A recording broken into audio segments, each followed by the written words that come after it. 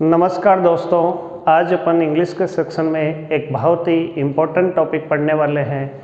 तो अपना आज का जो टॉपिक है वो है भाई साहब सेंटेंस अरेंजमेंट। इस टॉपिक को और भी कई नामों से जानते हैं, लेकिन जनरल वे में अपन सीधा इसको बोल देते हैं PQRS वाले क्वेश्चन। तो देखिए इस टॉपिक में क्या पूछा जाता है।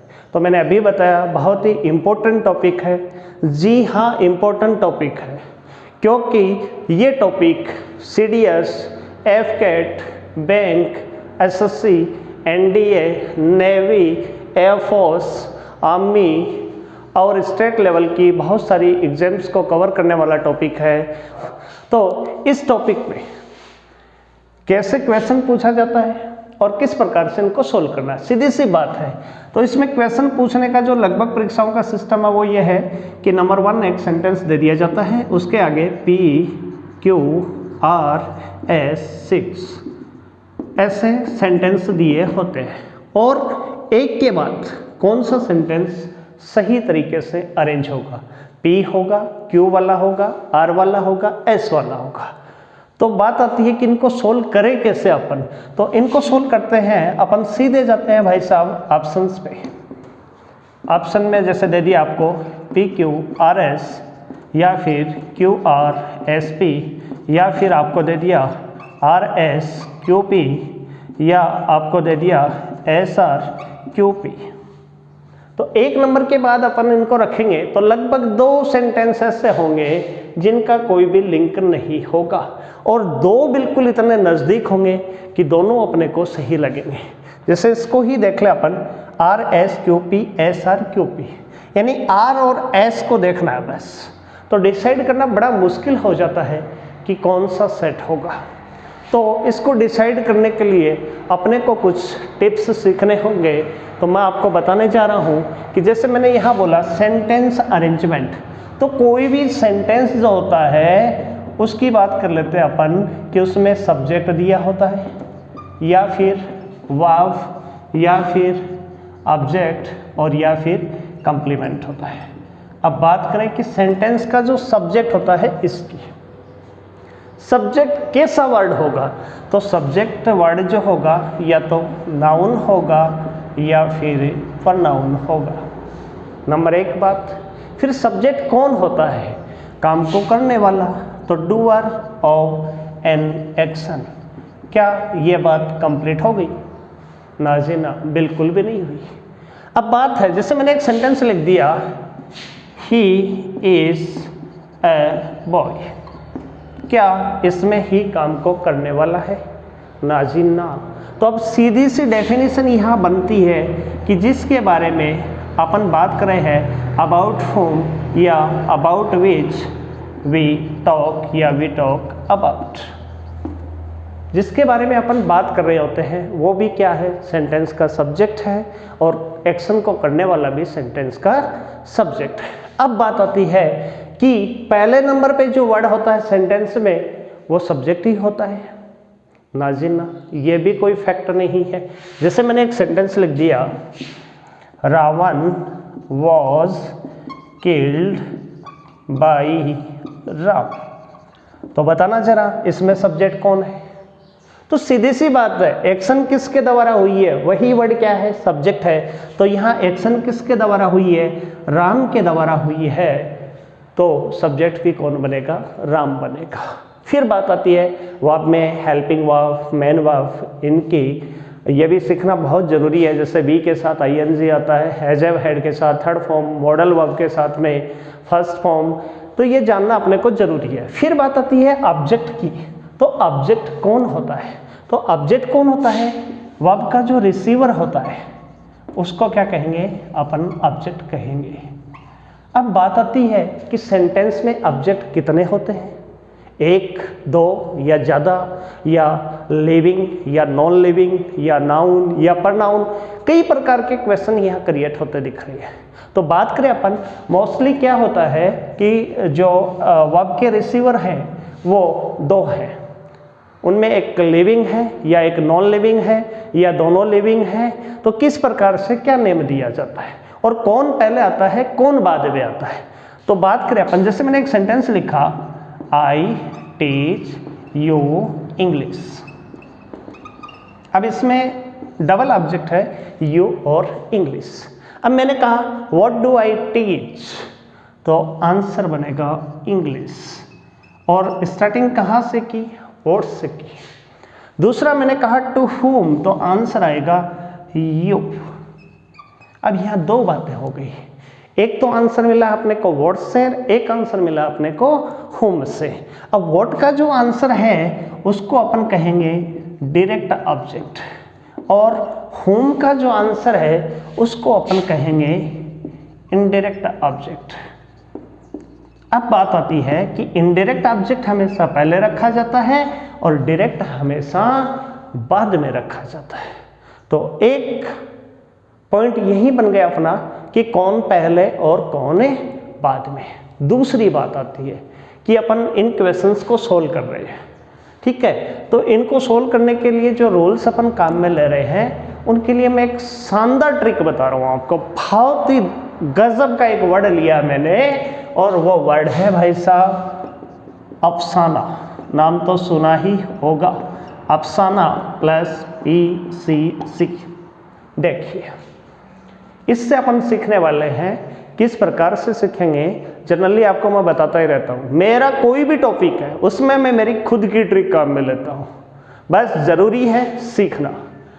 न अपने को कुछ और चाहिए, न फालतू की बातें चाहिए, अपने को मतलब है सीखने से। तो अफसाना PCC में अपन समझने वाले हैं कि किस प्रकार से क्या होगा। तो देखिए यहाँ मैंने लिखा अफसाना, याद करने के लिए बता देता हूँ, किसी का नाम या फिर अफसाना क्या होता है, कहानी या किस्सा। तो आपने एक सॉन्ग सुना होगा, अफसाना लिख रही हूँ, अफसाना लिख रहा हूँ, ऐसे बना दो, है ना। तो अफसाना लिख रहा हूँ आपकी नौकरी का, यानी कहानी या किस्सा लिख रहा हूँ आपकी नौकरी का। और ये किसके साथ लिख रहा हूँ, प्रांजल कोचिंग क्लासेस के साथ। या सीधा कहूँ, आपने एक वो सॉन्ग भी सुना होगा, याद करेगी दुनिया तेरा मेरा अफसाना, तो उससे जोड़ लो इसको। कैसे भी अपने को एक बार दिमाग में सेट करना है इसको। अब अपन सीखते हैं कि अफसाना में कैसे क्या है। हाँ, A4 बनाते हैं अपन, अरेंजमेंट ऑफ वर्ड्स। अब बात करते हैं कि किस प्रकार के वर्ड्स को अपन कैसे अरेंज करते हैं। तो देखिए, एक वर्ड अपने पास नाउन है, एक वर्ड अपने पास एडजेक्टिव है, तो इनमें पहले कौन आता है। तो एडजेक्टिव हमेशा नाउन वर्ड के पहले होता है, या फिर अपने पास एडवर्ब दिया है, एडजेक्टिव दिया है या नाउन है, तो इनको किस सीक्वेंस में अपन रखते हैं। कोई सेंटेंस ऐसा होता है जिसमें एडवर्ब्स दी हैं, एडवर्ब्स भी एक नहीं कई प्रकार की दी हैं, तो उनको अलग अलग तरीके से सेट करना होता है। कोई एडवर्ब ऑफ मैनर है, एडवर्ब ऑफ प्लेस है। तो अब यहाँ एक बात आती है, CDS का जो पेपर होता है उसमें इस टाइप के 10 क्वेश्चंस पूछे जाते हैं। उनमें से 5 तो होते ही हैं वर्ड्स के अरेंजमेंट के, और 5 होते हैं वो सेंटेंस के अरेंजमेंट के होते हैं। तो वर्ड्स के अरेंज की बात कर लेते हैं। तो adverb of place, adverb of manner, adverb of time, कौन पहले कौन बाद में, इनको उन टॉपिक्स के साथ में आप लोगों ने काफ़ी हद तक क्लियर किया है, तो एक बार उनको रिवाइज कर लीजिए। फिर अपन बात करते हैं कि यहाँ F का मतलब क्या है। तो बहुत ही छोटा सा शानदार सा मतलब है, फुल फॉर्म पहले आएगी और शॉर्ट फॉर्म बाद में आएगी। फुल फॉर्म पहले आएगी और शॉर्ट फॉर्म बाद में आएगी। जैसे मैंने लिखा स्टेट बैंक ऑफ इंडिया पहले सेंटेंस में, और दूसरे सेंटेंस में लिख दिया गया है क्या, SBI। ऐसे क्वेश्चंस बहुत सारी परीक्षाओं में पूछे गए हैं, इनको अपन सोल्व करेंगे। एक बार रूल्स को क्लियर कर लेते हैं, उसके बाद में फिर बात आती है यहाँ S का मतलब क्या है। तो S का मतलब ये है कि सब्जेक्ट और वर्ब के बीच में एक प्रॉपर रिलेशन बनता है। जैसे मान लो मैंने लिख दिया 1 नंबर में स्टूडेंट्स लिख दिया, और यहाँ P में लिख दिया मैंने एज, Q में लिख दिया मैंने R, और R में लिख दिया मैंने M, और S में लिख दिया मैंने वॉच। तो क्लियर सी बात है कि पीपल वर्ड या स्टूडेंट वर्ड कैसा है, प्लूरल है, तो इसके साथ में वर्ब भी कैसी आएगी, प्लूरल ही आएगी।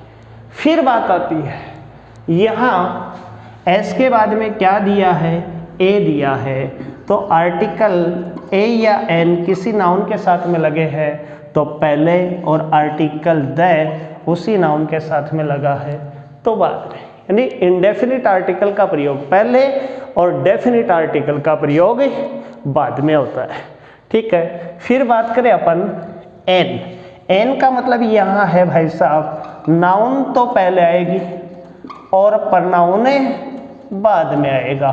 नाउन तो पहले आएगी और प्रनाउन बाद में आएगा।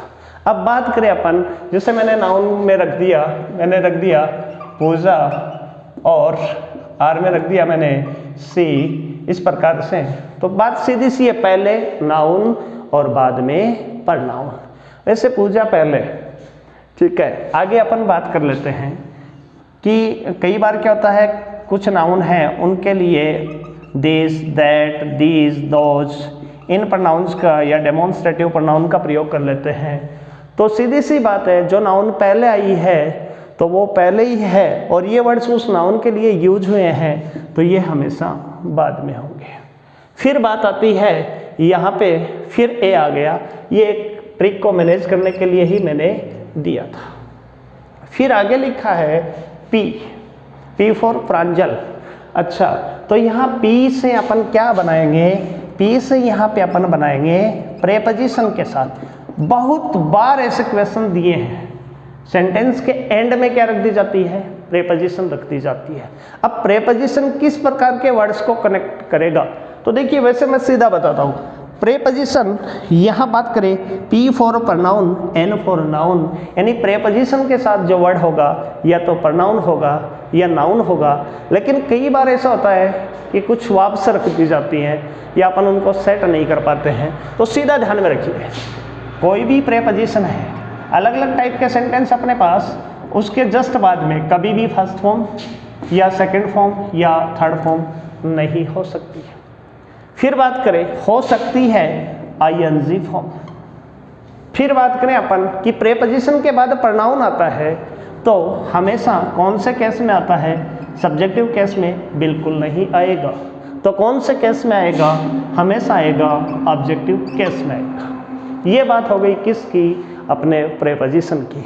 उसके बाद अपन बात करें कि सी का जो मतलब है वो मैंने बनाया है क्रोनोलॉजिकल ऑर्डर। अलग अलग टाइप का टाइम दिया, क्रोनोलॉजिकली यहाँ टाइम शेड्यूल की बात हो रही है, टाइम चक्कर की बात हो रही है, समय चक्कर की बात हो रही है, यहाँ कोई कोरोना की बात नहीं हो रही है। तो जैसे लिख दिया आपको 1947, अलग अलग टाइप के टाइम है, तो इनमें देखना पड़ेगा कौन सी इवेंट पहले हुई थी और कौन सी इवेंट बाद में हुई थी। या कई बार in the first month, next month, last month, इस प्रकार से रख दिया जाता है।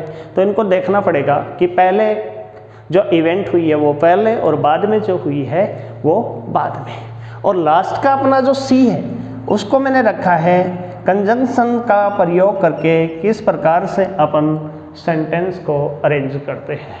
तो ये सीखना बहुत ही ज़रूरी है, सबसे ज़्यादा यहाँ से क्वेश्चंस पूछे जाते हैं। वेयर, व्हेन, दैट, ये जो कनेक्टर्स है।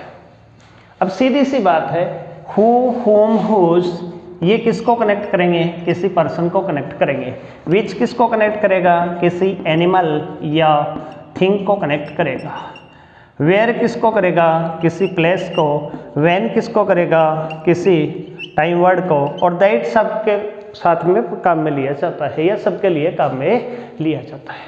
अब बात करते हैं अपन, कई बार क्या होता है कि ये जो पहले वर्ड रखा है और आगे ये वर्ड रखा है, तो इनमें वर्ब का जो यूज होता है वो किसके अकॉर्डिंग होता है, इन वर्ड्स के अकॉर्डिंग होता है या इन वर्ड्स के अकॉर्डिंग होता है। तो हमेशा ध्यान देना, यहाँ का जैसा वर्ड है वैसी ही वर्ब होगी। अगर यहाँ का वर्ड कैसा है, सिंगुलर है, तो वर्ब भी कैसी होगी, सिंगुलर होगी। यहाँ का वर्ड कैसा है, प्लूरल है, तो वर्ब भी कैसी हो जाएगी, प्लूरल हो जाएगी। तो इससे भी अपना एक सॉल्यूशन बनता है। फिर अपन बात करें, कुछ पेयर वर्ड्स होते हैं, जैसे अपने पास दिया है आइदर, तो इसका कनेक्शन किसके साथ बनेगा? और के साथ बनेगा।